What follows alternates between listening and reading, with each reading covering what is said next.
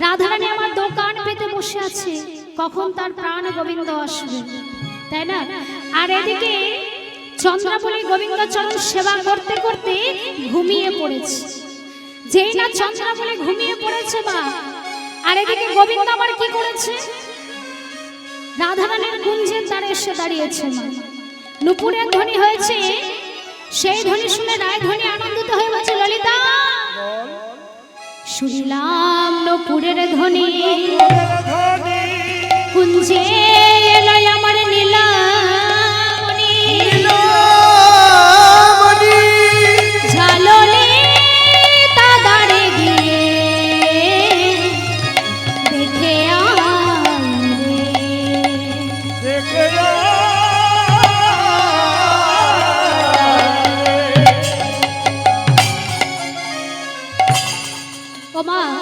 ললিতা কুঞ্জের দ্বারে গিয়ে দাঁড়িয়েছে মা, কিন্তু গোবিন্দকে দেখে চিনতে পারছে না। কেন? হরে কৃষ্ণ মায়েরা। আচ্ছা মা, বলি গোবিন্দের গায়ের রং কি ছিল গো? কালো না ফর্সা? তোমার পাড়ে কালো ছিল? হরি বল। বলছে কালো ছিল, তাই তো? তাই এই যে কালো মানুষকে যদি মেকআপ করা হয় কেমন লাগবে? কেমন লাগবে? চিনতে পারবো? মেকআপ করে দেখতে হবে, তাই তো? তা কি করেছে? গোবিন্দকে দেখে চিনতে পারছে না, মনে মনে চিন্তা করছে, এত চঞ্চল মাখিয়েছে মা চন্দ্রাবলী, তাই চিনতে পারছে না। মনে মনে চিন্তা করছে, প্রাণ গোবিন্দ নিজে আসতে পারেনি বলে দাদা বলাইকে পাঠিয়ে দিয়েছে। হ্যাঁ ও মা, গোবিন্দের দাদার বলরাম রাধারানীর কে হবে গো? গোবিন্দের দাদা বলরাম রাধারানীর কে হবে? ভাসুর হবে না? কি গো, ভাসুর হবে তো? তা ভাসুর হলে কি করতে হয় গো? ভাসুর হলে কি করতে হয়? মাথায় ঘোমটা। মায়েরাই জানে না, তো আমি আর কি বলবো। কি গো মা, ঘোমটা নিতে হবে তো? নিতে হবে তো?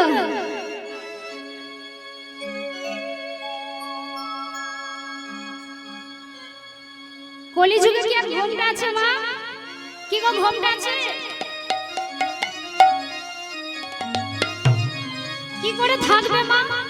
ওই ভাসুরকে বর্দা ছোড়দা মেজদা ছোড়দা করতে করতে মেয়েদের উঠে গেল পর্দা। কি মা, তাই তো? তা কি করেছে? দাদা বলাই এসেছে, তাড়াতাড়ি করে ঘোমটা দিয়েছে। ঘোমটা দিয়ে ললিতা বলছে, এই যে দাদা ভালো আছো তো? ভালো আছো তো? ভালো আছো? ভালো আছো তো? বলো বলো দাদা ভালো আছো? বলে বলো বলো দাদা ভালো আছো তো? রোহিণী কেমন আছে? বলো বলো দাদা ভালো আছে? রোহিণী কেমন আছে?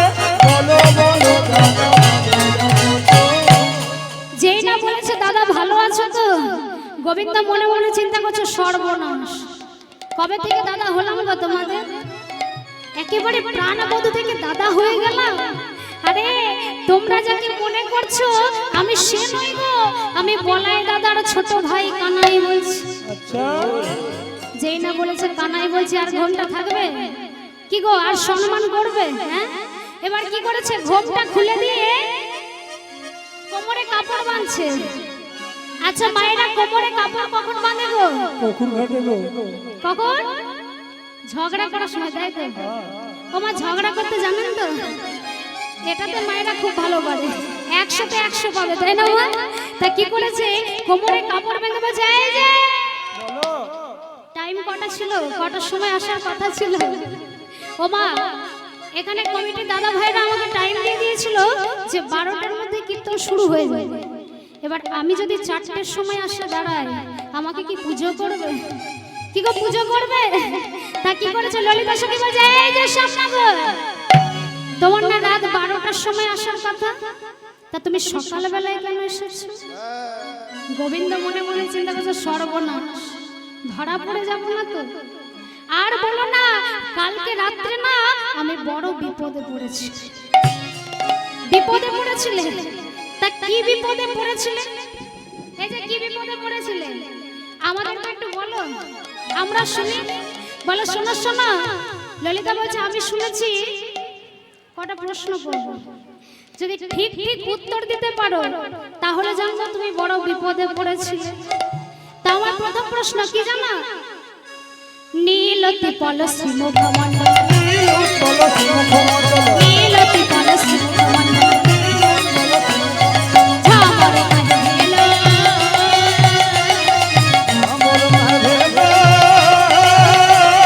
ঝামর কাঁধে ভেলো, ঝামর কাঁধে ভেলো। এই যে বধূ, নীল পদ্মের মতো বদনটা, ওই চাঁদের মতো বদনটা, বলে বদনে কেন শুকাই গেছে? বদনে কেন শুকাইছে? বদনে কেন শুকাই গেছে? বদনে কেন শুকাইছে? সত্য করে বলবো বধূ, বদনে কেন শুকাই গেছে? তুমি সত্যি করে বলবে বধূ, বদনে কেন শুকাইছে? ললিতা সখী বলছে, এই যে শ্যামনগর, তোমার এই চাঁদের মতো বদনটা শুকিয়ে গেছে কেন গো? সারাদিন হরে কৃষ্ণ বলছে, সারাদিন খেতে পাইনি, ওই যে খাবার হচ্ছে পরে খেয়ে নেবে। তা কি বলছে শোনো শোনো, আমি শুনেছি দুটি কারণে বদন শুকিয়ে যায়। কি কি গো? কি কি জানো? এক জ্বর হলে আর এক রাত জাগলে। আমার তো ওইটাই হয়েছিল, তা তোমরা কোনটা করে এসেছো গো? জ্বর। জ্বর হয়েছিল? গোবিন্দ বলছে, আর বলো না, কালকে রাত্রে না আমার এত জ্বর, এত জ্বর, তা আবার যেমন তেমন জ্বর নয়। আমার কি জ্বর হয়েছিল জানো? আমার মদনা ঝড়েতে তনুদা পড়ে, মদনা ঝড়েতে তনুদা পড়ে, আমার মদনা জলেতে তনু তনু। জাগরণে নিশি গেল, আমার জাগরণে নিশি গেল। মদন জলেতে তনুটা তনু, জাগরণে নিশি গেল, জাগরণে নিশি গেল। গোবিন্দ বলছে, এই যে ললিতা, কালকে রাত্রে আমার এত জ্বর, এত জ্বর, তা আবার যেমন তেমন জ্বর হয়নি গো, আমার মদনা জ্বর হয়েছিল। ললিতা সখী বলছে, শ্যামনগর, তাও মানলাম যে কালকে রাত্রে তোমার জ্বর হয়েছিল, তা বলি এই যে বুকের মধ্যে এই চেরা চেরা দাগগুলো কিসের গো? মনে হচ্ছে কোন নারীর নখের চিহ্ন। না না ললিতা সখী বলছে, এই যে নখনির ঘাত ক্ষত বিঘাত, নখনির ঘাত ক্ষত বিঘাত, দেওয়াল করে নারী,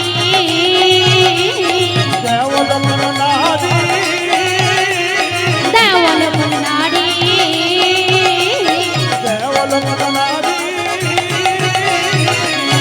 এই যে বধূ, নখেরা ছড়কে দিয়েছে, নখেরা ছড়কে দিয়েছে, নখেরা চলকে দিয়েছে। সত্য করে বলবো বধূ, নখেরা ছড়কে, বলে সত্যি করে বলবো বধূ, নখেরা চলকে দিয়েছে। সত্যি করে বলবো বধূ, নখেরা চলকে দিয়েছে। বলে সত্যি করে বলবো বধূ, নখেরা চলকে দিয়েছে। সত্যি করে বলবো বধূ, নখেরা চলকে দিয়েছে।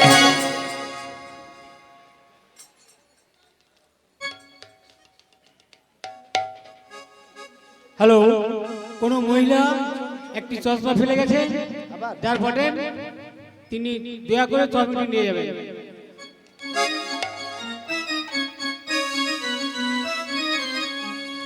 তাই কি হয়েছে? গোবিন্দ মনে মনে চিন্তা করছে, সর্বনাশ, ধরা পড়ে যাব না তো?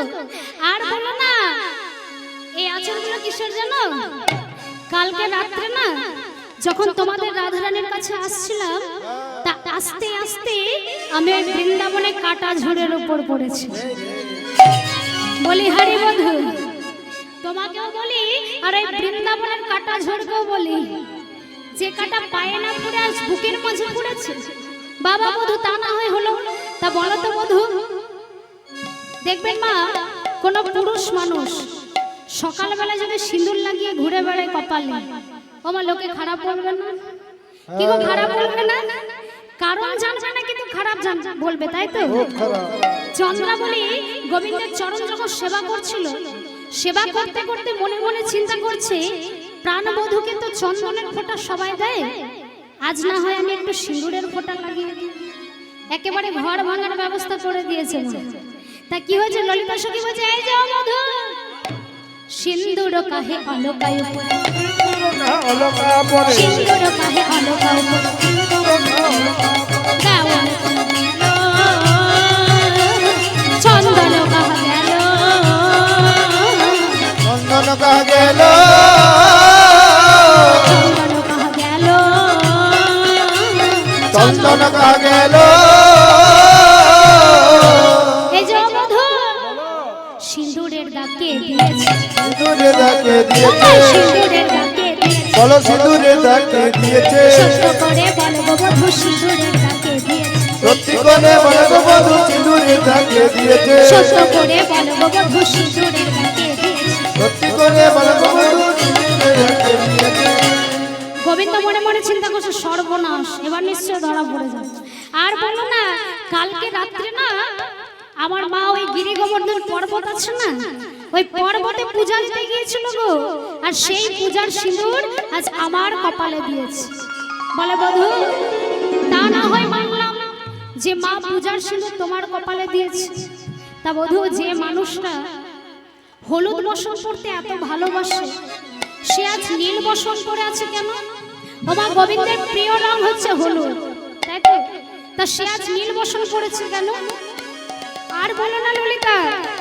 কালকে রাত্রে না আমি আর আমার দাদা বলাই একসাথে ঘুমাচ্ছি এবার কি হয়েছে সকাল হয়ে গেছে রাধারানীর কাছে যেতে হবে তাই কি করেছে জানো আমি আমার বসনটা খুলে দিয়ে দাদার বসনটা পরিধান করেছি বাহ বাহ বাহ তা না হয় মানলাম বধূ তুমি দাদার বসন পরিধান করেছো তা বধূ বলি মিথ্যে কথা যখন বলছো একটু দেখে শুনে গুছিয়ে গেছে বলো বলে কেন না চেয়ে দেখো দাদার শাড়ি না দিদির শাড়ি দাদার শাড়ি না দিদির শাড়ি দাদা শাড়ি না দিদি শাড়ি বলো হে বংশীধারী দাদার শাড়ি না দিদির শাড়ি বলো হে বংশীধারী দাদা শাড়ি না দিদি শাড়ি বলো হে বংশীধারী দাদার শাড়ি না দিদির শাড়ি বলো হে বংশীধারী দাদা শাড়ি না দিদি শাড়ি বাবা গোবিন্দ আর উত্তর দিতে পারলো না আর এদিকে কি হয়েছে গো চন্দ্রাবলীর ঘুম ভেঙে গেছে পদ্মাকে বলছে এই পদ্মা শোন শোন শোন আমার প্রাণ গোবিন্দ এই রাধারানীর কাছে গিয়েছে রে তা তুই কি করবি জানিস তুই গিয়ে আগুন জ্বেলে দিবি গিয়ে আগুন জ্বেলে দিবি গিয়ে আগুন জ্বেলে দিবি শোন শোন ওরে পদ্মা গিয়ে আগুন জ্বেলে দিবি বলি রে ওরে পদ্মা গিয়ে আগুন জ্বেলে দিবি ওরে আগুন জ্বেলে দিবি রে এমন আগুন জ্বেলে দিবি 10 বালতি জল ঢাললেও যেন না নেভে আমার সংসারে আগুন লাগাতে হয় কেমন করে জানেন তো এটা খুব ভালো করে জানা আছে তাই না যত রকমের উল্টো পাল্টা কথা বলে তাই তো পদ্মা বলছে সখী তুই ভালো মানুষকে বেঁচেছিস আগুন লাগাতে আমি খুব ভালো পারি তাই কি করেছে পদ্মাবতী গোবিন্দের সামনে এসে বলছে এই যে শ্যামনগর কালকে রাত্রে ওই চন্দ্রাবলীর নুপুরগুলো কোথায় খুলে রেখেছো সারা কুঞ্জ খুঁজে আর খুঁজে পেলাম না বাবা আগুন লেগে গেল এতক্ষণ প্রমাণ খুঁজছিল যে কালকে রাত্রে গোবিন্দ কোথায় ছিল আজ হাতে হাতে প্রমাণ পেয়েছে যে কালকে রাত্রে শ্যামনগর অন্য কোথাও নয় ওই চন্দ্রাবলীর কুঞ্জে নিশি যাপন করেছে তা কি করেছে রাধারানী সেই বদন ফিরিয়ে চেয়েছে আর গোবিন্দ পানে চাইছেন আর এদিকে কি হয়েছে গোবিন্দ আর বলছে ললিতা এখন আমার উপায় ললিতা বলছে শ্যামনগর তোমার একটাই উপায় ওই রাধারানীর চরণ ধরে দেখো অবশ্যই কৃপা হবে ললিতা বলছে শোনো শ্যাম ওই রাধারানীর চরণটা একটিবার জড়িয়ে ধরে দেখো তাই কি করছে গোবিন্দ আমার জগৎকে শিক্ষা দেওয়ার জন্য রাধারানীর চরণ ধরে সাজছে আর বলছে রাধে কোথা বাজাবো কোথায় বাজাবো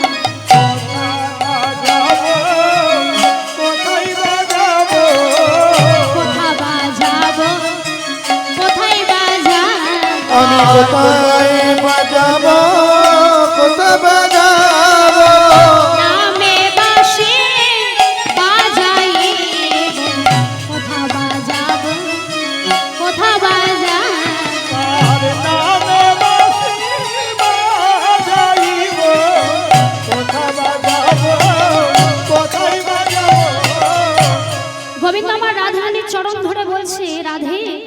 তোমার চরণ ছেড়ে যে যাব, তা কোথায় আমি যাব, আর কার নামে আমি বাঁশি বাজাবো?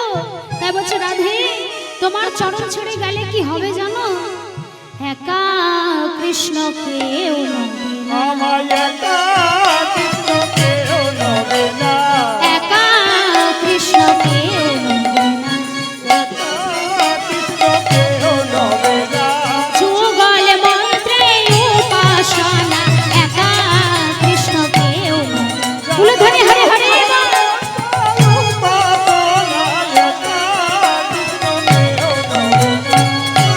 তাই গোবিন্দ আমার রাধারানীর চরণ ধরে সাজছে মা, কিন্তু রাধারানী একটি বারও ফিরে চাইছে না। গোবিন্দ মনে মনে চিন্তা করছে, কি যে রায় আমায় এক দিন ছাড়া থাকতে পারে না, সে কি সত্যই মান করেছে? না না, আজ রাধারানী মান করেনি গো, ধ্যান করেছে। ধ্যান করা মানে চিন্তা করা। রাধারানী চিন্তা করতে করতে অন্তরে গোবিন্দ বদন দর্শন পেয়েছে। দেখবেন মা, কোন ভক্ত যদি অন্তরে গোবিন্দ বদন দর্শন পায়, তার আর বাহিরের কৃষ্ণকে প্রয়োজন হয় না। অন্তর্যামী ভগবান রাধার অন্তরের ভাবটি বুঝতে পেরে কর্ষণ শক্তির দ্বারা রাধার অন্তরের কৃষ্ণটিকে হরণ করে চরণ ছেড়ে চলে গেল। আর যেই না চরণ ছেড়ে চলে গেছে, রাধারানী ছিল অন্তর্মুখী, হয়েছে বহির্মুখী। ললিতাকে বলছে, ললিতা, এই ললিতা, বলে রে কৃষ্ণ কোথায় গেল? বলি রে কৃষ্ণ কোথায় গেল? বলে রে কৃষ্ণ কোথায় গেল? ওরে বলিনি কৃষ্ণ কোথায় গেল? চরণ ধরে সাধিতেছিল, বলে রে কৃষ্ণ কোথায় গেল? চরণ ধরে সাধিতেছিল, বদন কোথায় গেল? ললিতা বলছে, কি রাধে, তোর কৃষ্ণ পাওয়ার উপায় হয়েছিল রাধে, সে উপায় তুই নিজে অনিচ্ছায় হারিয়েছিস। এখন কিনা বলছিস আমার কৃষ্ণ এনে দে, আমরা এখন কৃষ্ণ কোথায় পাবো? রাধে, কৃষ্ণ তো গাছের ফুল নয় যে তোকে তুলে দেব। রাধে, আসিয়া নাগর সমুখে দাঁড়ালো, গলে পেত বাসর হইয়া।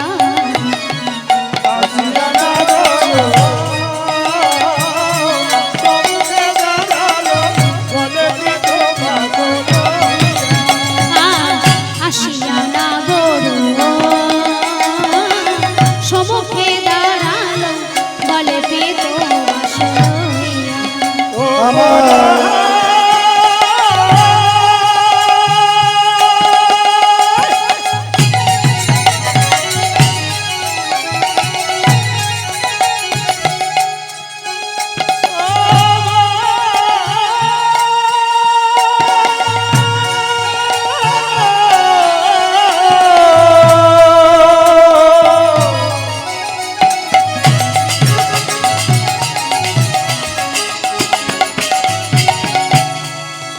ও স্বামী নাগো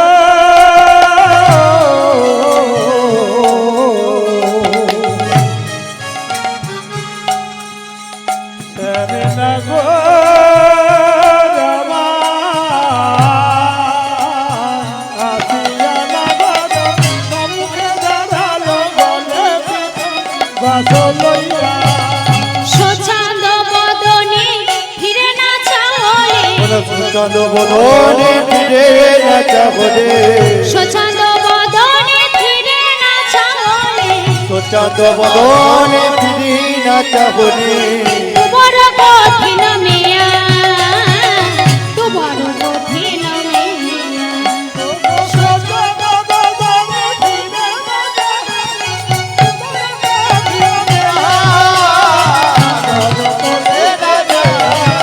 কেন একবার ফিরে চাইলে না রায়, একবার ফিরে তাইলে না, একবার ফিরে চাইলে না রায়। তুই একবার ফিরে তাইলে না, চাইলে কি শ্যাম নাগর যেত, একবার ফিরে চাইলে না রায়।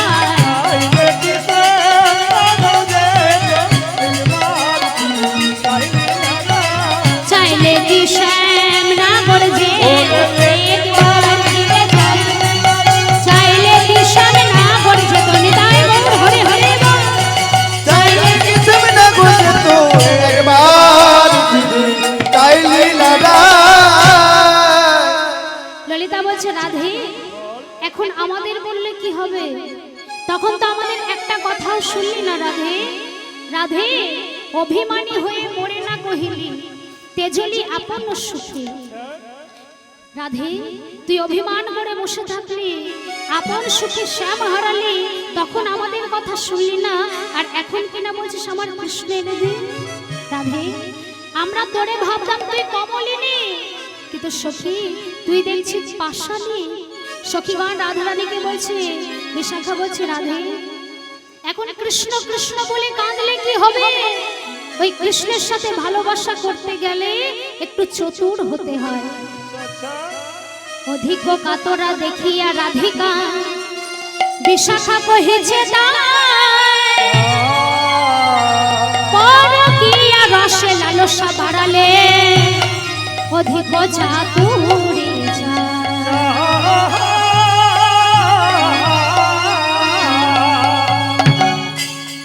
যে জন চতুর সুমেরু শেখর সুতাতে গাঁথিতে পারে, মাকড়সার জালে মাতঙ্গ বাঁধিলে তবে তো এ রস মিলে।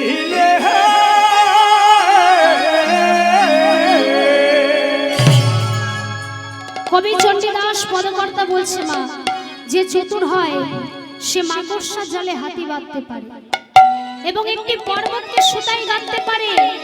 কি গো মা, এত বড় অসম্ভব কি সম্ভব হয়? হয় কেমন ভাবে?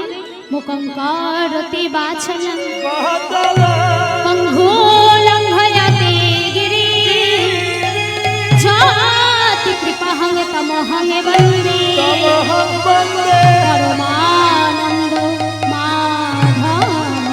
পরমানন্দ মাধব। মুকং অর্থাৎ যার মুখ নেই মা, কথা বলতে পারে না, বোবা, সেও কিন্তু একদিন কথা বলতে পারে। পঙ্গু অর্থাৎ খরা চলতে পারে না, সেও মা পর্বত লঙ্ঘন করতে পারে। কেমন ভাবে পারে না? যদি আমার পরমানন্দ গোবিন্দের কৃপা হয়। তাই সখীগণ বলছে রাধে তাহলে কি হয় জানিস রাধে? বলে গাথা গেলে যেতে পারে, গাথা গেলে যেতে পারে, যেতে পারে, গাথা গেলে যেতে পারে। বলছে রাধে গাথা গেলেও যেতে পারে যদি আমার কৃষ্ণের কৃপা হয়। রাধে তবে কৃষ্ণের সাথে প্রেম করতে গেলে কেমন চতুর হতে হবে জানিস? যাইবি দক্ষিণে বলিবি পশ্চিমে, যাইবি দক্ষিণে বলিবি পশ্চিমে, যাইবি দক্ষিণে বলিবি পশ্চিমে, যাইবি দক্ষিণে বলিবি পশ্চিমে, দাঁড়াবি পূরব মুখে, ওরে দাঁড়াবি পূরব মুখে, যাইবি পূরব মুখে, যাইবি পূরব মুখে। গোপন পীড়িতে গোপনে রাখিবি, গোপন পীড়িতে গোপনে রাখিবি, গোপন পীড়িতে গোপনে রাখিবি, গোপন পীড়িতে গোপনে রাখিবি, তবে তো থাকিবি সুখে, ওরে তবে তো থাকিবি সুখে। গোপন পীড়িতে গোপনে রাখিবি, তবে তো থাকিবি সুখে। সখীগণ বলছে রাধে যাইবি দক্ষিণে বলিবি পশ্চিমে, আর পূর্ব মুখে দাঁড়াতে বললেন। এর অর্থ হচ্ছে বা জীবকে কর্মক্ষেত্রে আসতে হলে দক্ষিণ হলো সংসার, পশ্চিম হলো কর্মক্ষেত্র, আর পূর্ব হলো ভক্তিযোগ। উত্তরের কথা বলেনি কেন? উত্তরে হচ্ছে জ্ঞান যোগ, আর জ্ঞান মার্গে কৃষ্ণ কৃপা বহু দূরে। তাই বলছি মহান বিদ্যান সৌরভোজা সৌরভোজা গোপী বল্লভ গোপালতা, গোপনতা বিদ্যা পাঠ ভক্তি যোগে জানিবার তরে, ভক্তি না থাকলে বিদ্যা কি করিতে পারে? পাহাড়ে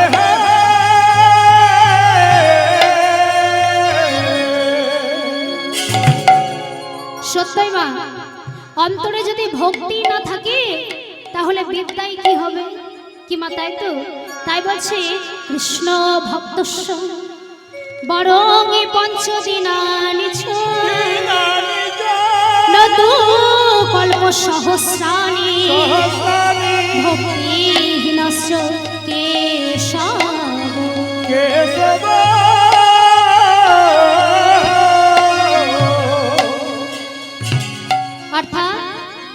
কৃষ্ণ ভক্ত হয়ে যদি কেউ বাবা 5টা দিন বেঁচে থাকে তাও হলো তার মঙ্গল, আর কৃষ্ণ ভক্তহীন হয়ে যদি কেউ সহস্র যুগ বেঁচে থাকে বাবা তা হলো তার বৃথা। তাই না মা? আমরা যে এত সুন্দর মানব জন্ম পেয়েছি বাবা, 1 জন্ম নয় 2 জন্ম নয়, 84 লক্ষ জনি ভ্রমণ করেছি, তবে সুন্দর মানব জন্ম পেয়েছি। তাই না বাবা? স্থাবরং বিংশতি লক্ষং জলচর নবলক্ষং কুর্মাশ্চ 11 লক্ষং 10 লক্ষং পক্ষিনাঞ্চ 30 লক্ষং পশুনাঞ্চ আর 4 লক্ষং বানরা। বাবা এইভাবে 84 লক্ষ জনি ভ্রমণ করেছি, তথাপিও কি সুন্দর মানব জন্ম পেয়েছি মা? কখনো হয়েছি অন্ধ, কখনো হয়েছি বোবা, কখনো 2টি কর দিয়েছি কখনো দেয়নি, কখনো 2টি নয়ন দিয়েছি কখনো দেয়নি। কেঁদে কেঁদে বললাম দয়াময় সর্বস্ব পরিপূর্ণ করে ভাবে পাঠিয়েছো, বলো না প্রভু কেন কেন এই নয়নে তুমি মনে দিলে না? কেমন ভাবে ভাবে গিয়ে তোমার বদনখানা দর্শন করব। বাবা ভগবান আমার সবকিছু সহ্য করতে পারে, 2টি জিনিস সহ্য করতে পারে না, তা কি? এক হচ্ছে ভক্তির অহংকার আর এক হলো ভক্তির চোখের জল। তাই ভগবান ভক্তের কান্না দেখে নয়নে 2টি মণি দিল, যখন কর ছিল না কেঁদে কেঁদে বললাম দয়াময় সর্বস্ব দিয়ে ভবে পাঠিয়েছো, বলো না প্রভু কেন কেন 2টি কর দিলে না? আমি কেমন ভাবে ওই ভবে গিয়ে তোমার সেবা পূজা করব। বাবা 2টি করও দিল, যখন চরণ ছিল না মা ভগবানের কাছে কেঁদে কেঁদে চরণ 2টিও চেয়ে নিলাম, যখন বলবার শক্তি ছিল না বোবা হয়ে জন্ম নিলাম, বললাম দয়াময় সর্বস্ব দিয়ে পাঠিয়েছো, বলো না প্রভু কেমন করে ভাবে গিয়ে আমি তোমার নাম করব। বাবা ভগবান যখন সর্বস্ব দিয়েছে, নয়নে মণি দিয়েছে, বলবার মতো বদন দিয়েছে, সেবা পূজার দেবার মতো কর দিয়েছে, সর্বস্ব দিয়ে বলছে বলো ভক্ত আমি যে তোমায় সর্বস্ব দিয়েছি তুমি ওই ভবে গিয়ে কি করবে? কেন কেন প্রভু? এই যে দেখবার মতো নয়ন দিয়েছো না, সর্বদাই তোমার রূপখানা দর্শন করব। হরি বলবার মতো বদন দিয়েছো, সর্বদাই তোমার নাম করব। সেবা পূজা দেবার মতো 2টি কর দিয়েছো দয়াময়, সর্বদাই তোমার সেবা পূজা করব। কিন্তু বাবা যেই নাই ভবে এসে দাঁড়িয়েছি, একটু একটু করে তাকে দেওয়া আসা কথা রাখতে পারলাম না। তাকে যে কথা দিয়ে এসেছি সব ভুলে গেছি মা। মাতৃ গর্ভে থেকে ভগবান যখন আমাদের দেখা দিয়েছিল, তাকে যখন আমরা কথা দিয়েছিলাম, কিন্তু এই ভাবে এসে একটু একটু করে সব কথা ভুলে গেল। শাস্ত্রে বলছে কৃষ্ণ ভজিবার তরে এইভাবে আইন, মিছে মায়ায় বদ্ধ হয়ে বৃক্ষ সব হয়ে।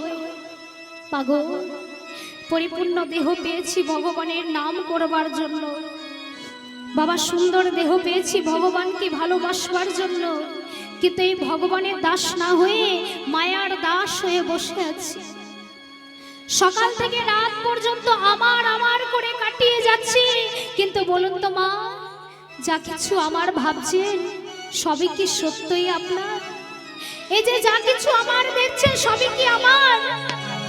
কোনো কিছুই আমার নয় মাগো।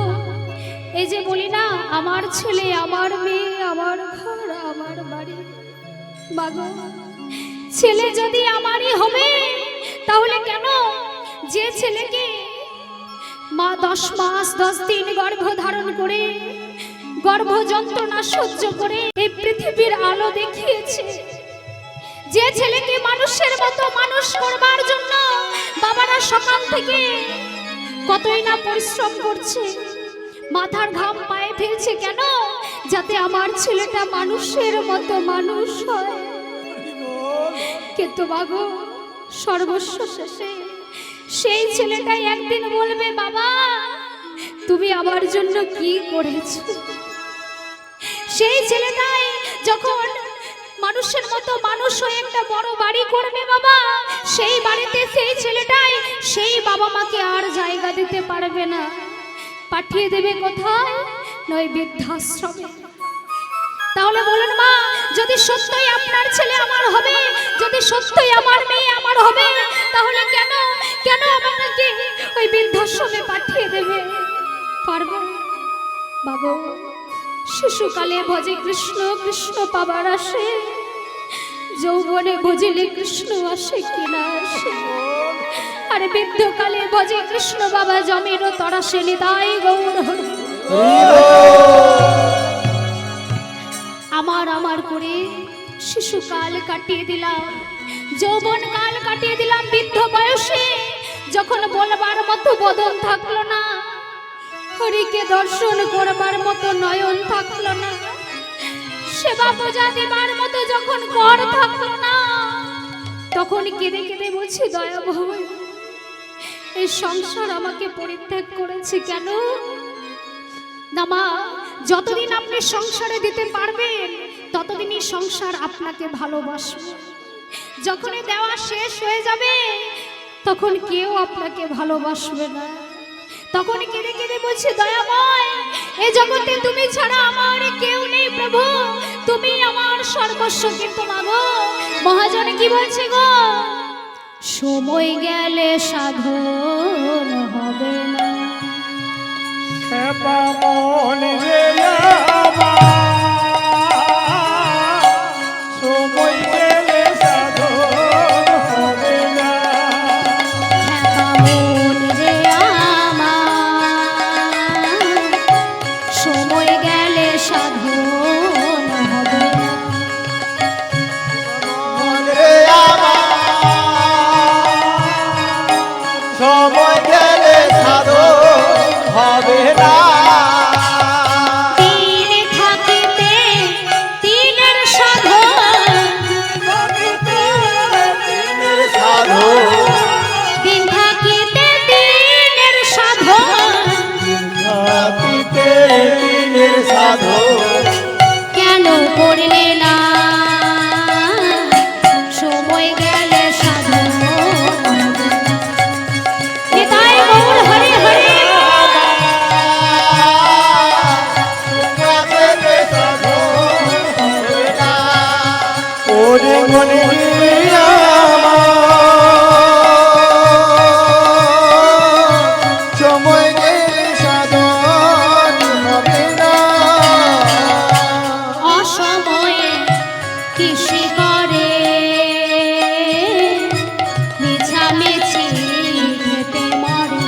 ওরে সময়ে কৃষি করে মিছামিছি খেতে মরে। ওমা, আমরা যখন চাষবাস করি তা কোনো একটা